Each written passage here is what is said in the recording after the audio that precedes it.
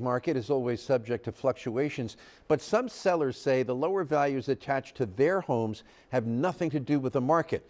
Instead, they say it is all about race. Action News race and culture reporter Taronda Thomas is here to explain. And to put it bluntly, Taronda, those homeowners say they've been lowballed. That's exactly what they say, Jim. Offered a much lower price. In many cases, the value of their home could very well be affected by their race, they think. We met one local couple who thinks that is exactly what happened to them.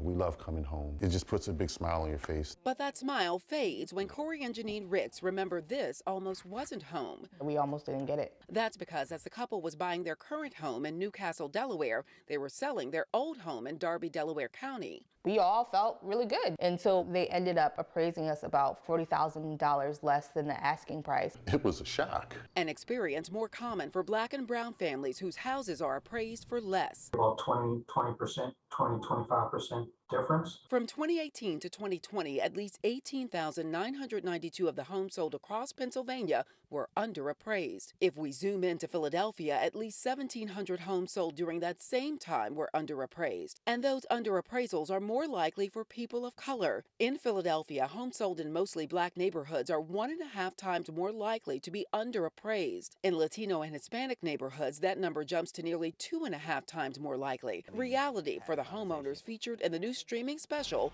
Our America Lowballed. I'm being treated this way.